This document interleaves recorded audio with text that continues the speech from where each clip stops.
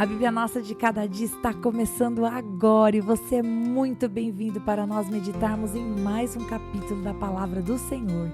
Aqui nesse canal, se você é novo, fique sabendo, todos os dias nós meditamos na Palavra do Senhor, nós lemos, compreendemos e aplicamos para as nossas vidas, porque Deus tem sempre algo novo para falar conosco. Vamos começar?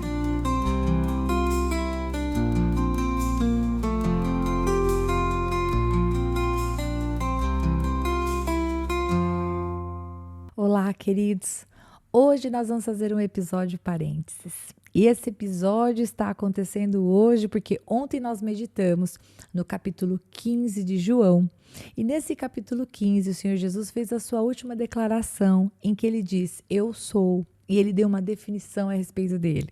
E ele vai fazer isso por 7 vezes, como nós podemos observar no Evangelho de João. E hoje eu quero meditar com você nessas 7 definições que o Senhor Jesus faz a respeito de si mesmo.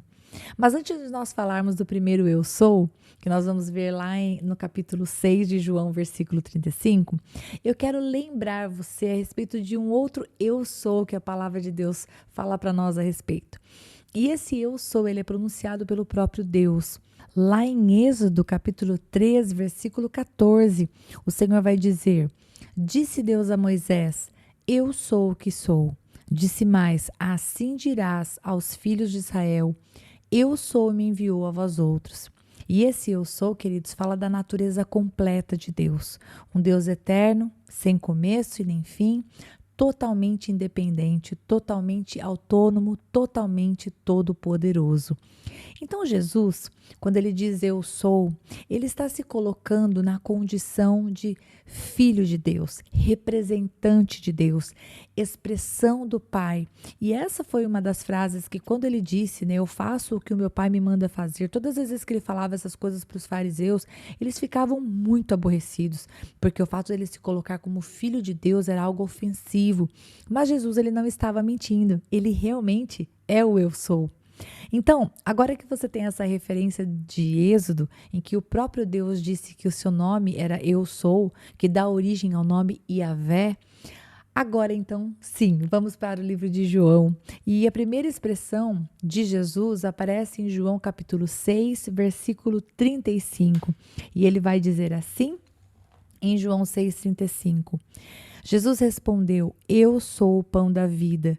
Quem vem a mim jamais terá fome. Quem crê em mim jamais terá sede.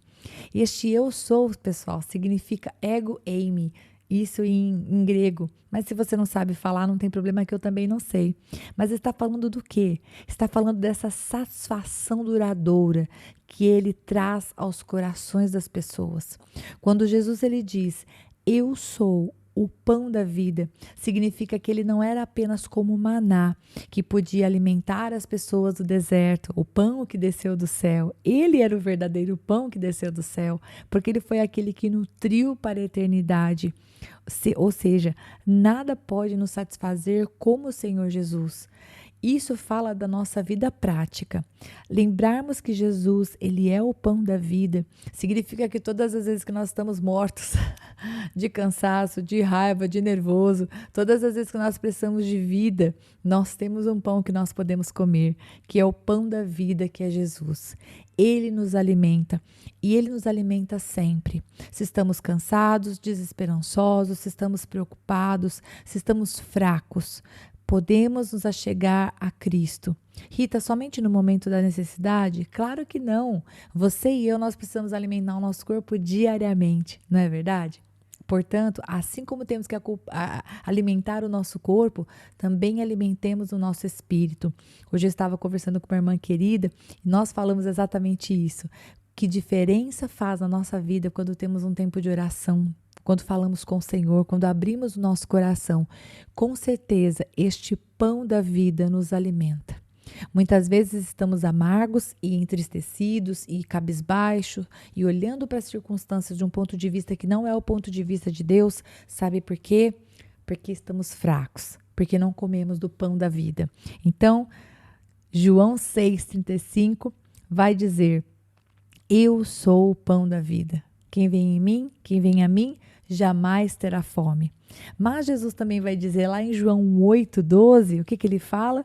João 8,12 vai dizer: eu sou a luz do mundo. Quem me segue não andará nas trevas, pelo contrário, terá a luz da vida. Jesus, ele diz que ele é a luz do mundo. Se ele é a luz do mundo, significa que ele está disponível para todos. Agora, quem segue ele não vai andar nas trevas. Se você segue o Senhor e se em algum momento você se encontrar em trevas na sua vida, ou seja, você não estiver enxergando nada ao seu redor, você não tiver clareza a respeito de decisões, a respeito de pensamentos, a respeito de sentimentos que você está tendo, não tome nenhuma atitude. A maior parte das vezes nós tomamos atitudes baseadas na reatividade, baseados na impulsividade do sentimento. Não faça isso. Se você não está enxergando com clareza a luz do mundo que te ama, que deu a vida dele por você na cruz, a luz do mundo está pronto para te mostrar a direção que você deve seguir. E ele é o único que pode iluminar a escuridão da nossa própria alma. Às vezes a gente não sabe as decisões que tomar fora na nossa vida, mas às vezes, querido, a escuridão está dentro de nós. Quantas vezes os nossos pensamentos são destrutivos, nós temos ideias que não vão trazer prosperidade, a gente vai entrar por caminhos que a gente vai somente trazer tristeza.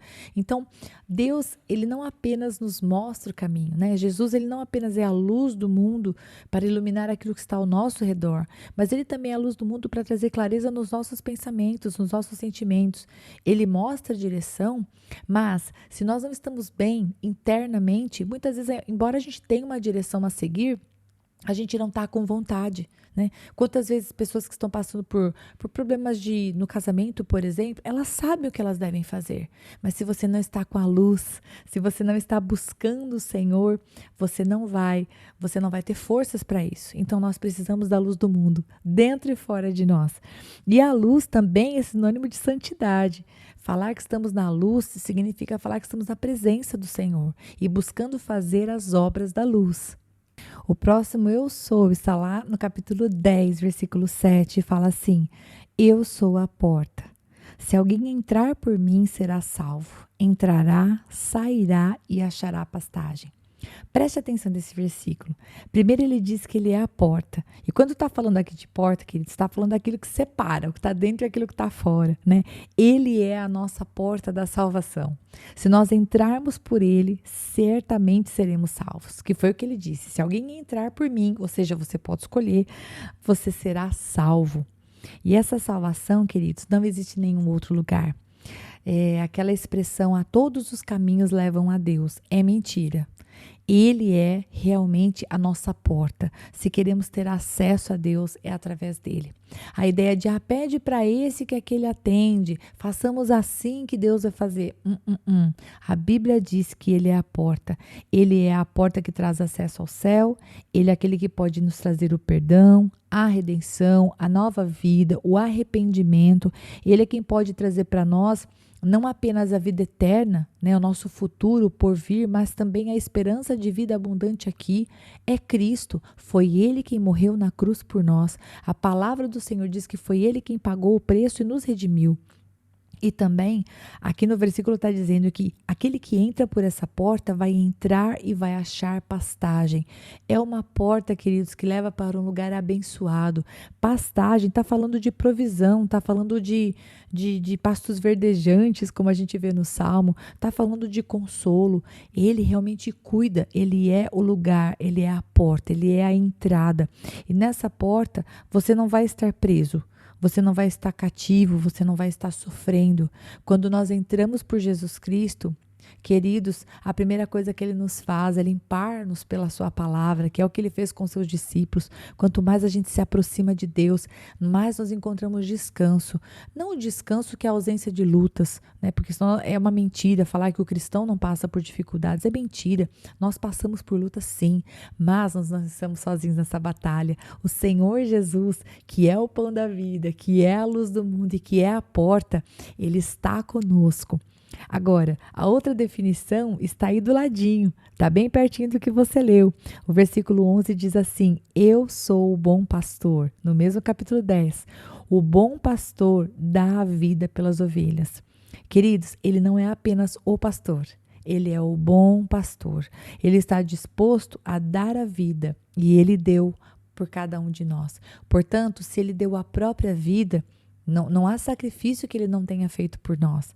Ele é o pastor e nós somos o quê? Isso faz de nós o quê?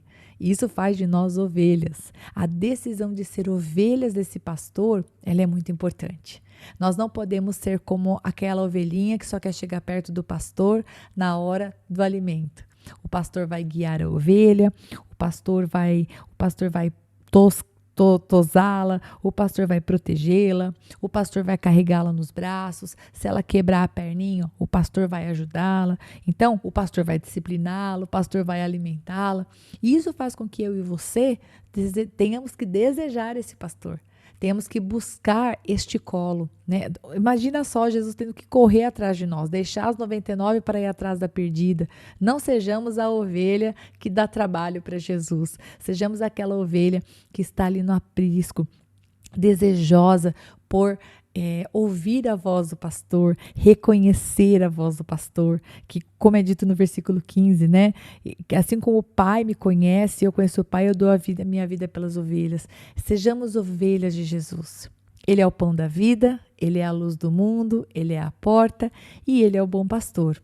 Agora, onde está a outra referência? Está lá no capítulo 11. Capítulo 11, versículo 25 vai dizer assim: Eu sou a ressurreição e a vida.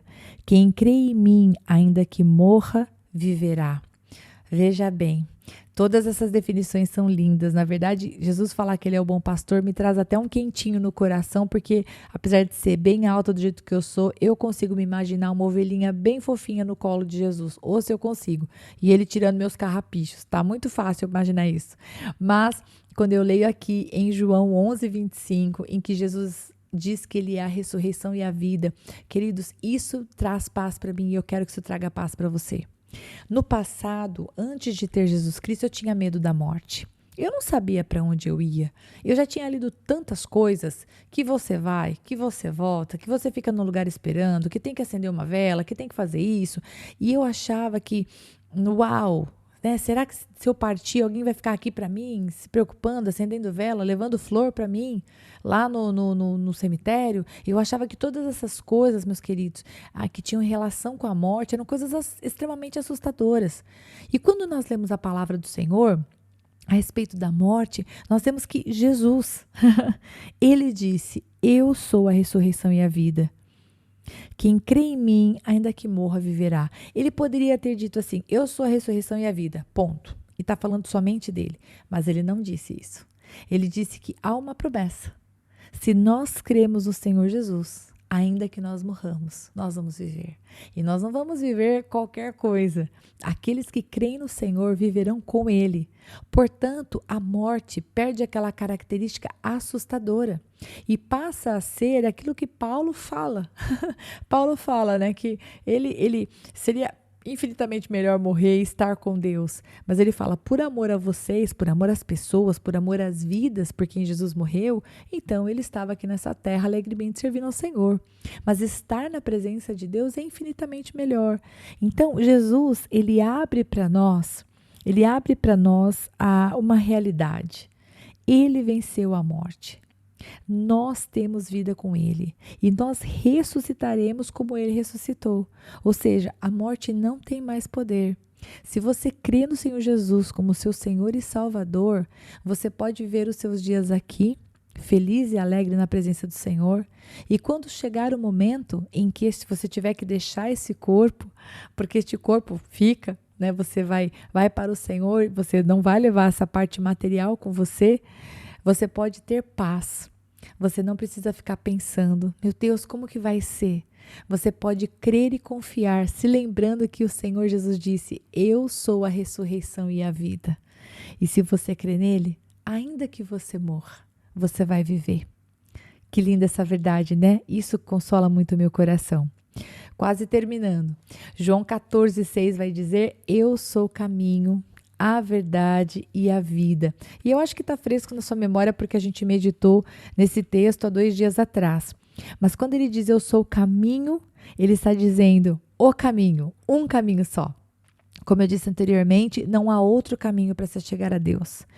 Se você tem confiado ou se você ainda tem na sua casa coisas que não são o caminho. Ah, Rita, eu faço isso para ter dinheiro. Eu faço isso para ter sorte no amor. Eu faço isso para proteger o meu lar. Eu tenho aquilo ali em tal lugar porque isso dá sorte. Queridos, isso não é caminho. Isso não te leva a Deus. Se você quer atrair de Deus favor, tem um caminho. Esse caminho é Jesus Cristo. Abandone tudo aquilo que não é o caminho.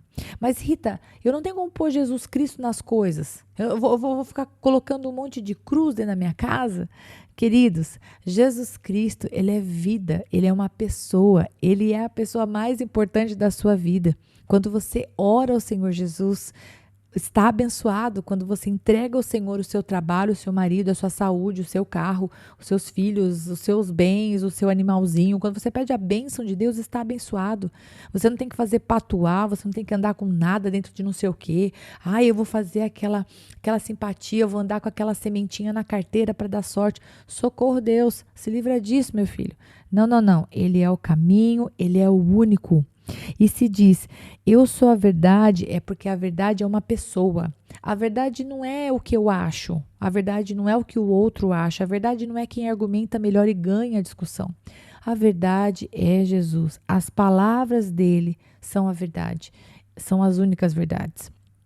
E por último, ele fala, eu sou o caminho, a verdade e a vida. Ele é a vida, queridos. Se em todo lugar que Jesus chega, a morte precisa sair. Portanto, se tiver qualquer situação na sua vida, meu querido irmão, que esteja morta, eu digo para você hoje, convide o Senhor para entrar.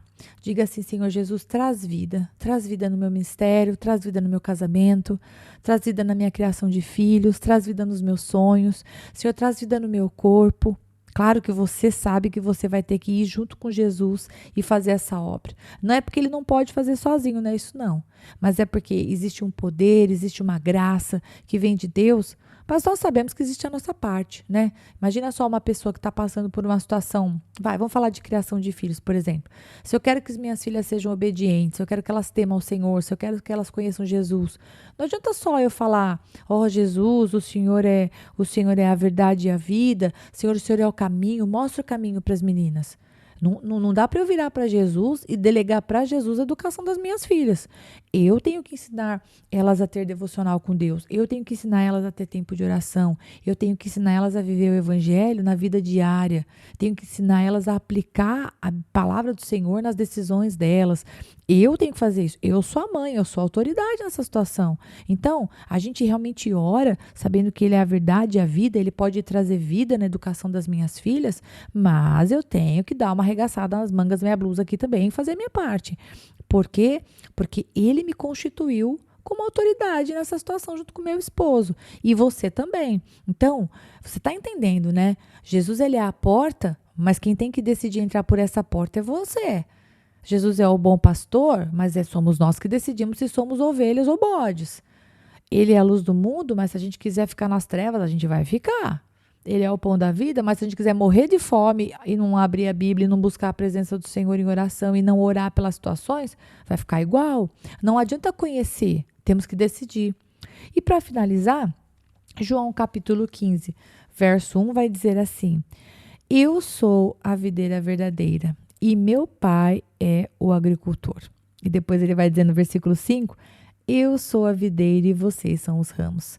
Quem permanece em mim e eu nele, esse dá muito fruto, porque sem mim vocês não podem fazer nada. E aí nós vemos então que nós somos ramos, enxertados nessa videira verdadeira. E nós estamos lá com um objetivo, de receber dele a seiva, a energia, aquilo que é necessário para dar fruto.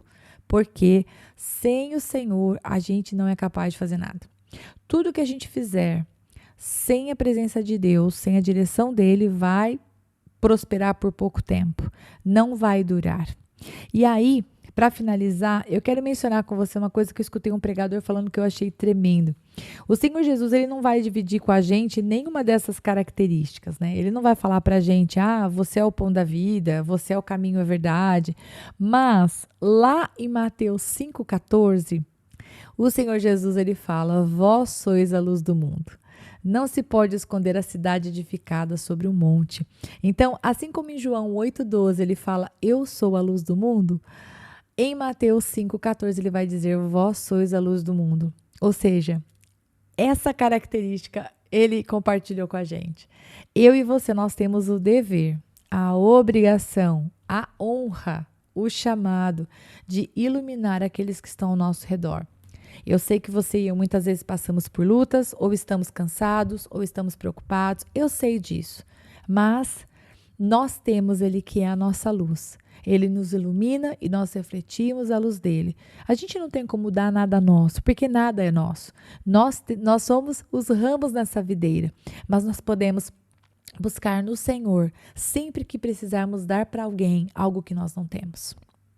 Então eu paro por aqui, espero que você tenha gostado dessa meditação e você mande para alguém. Se a pessoa falar assim, eu não entendo muito sobre Jesus, manda para ela, ela vai entender que Jesus disse todas essas características e a respeito dele mesmo, e nós podemos aprender muito sobre Jesus lendo essas 7 passagens. Deus abençoe muito você, em nome de Jesus.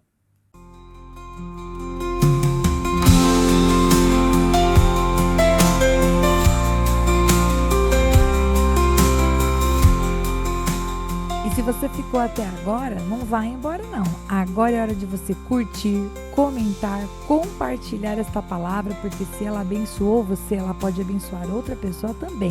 E lógico, se inscreva no canal, ative o sininho, assim você não perde os próximos episódios. Deus te abençoe e até lá!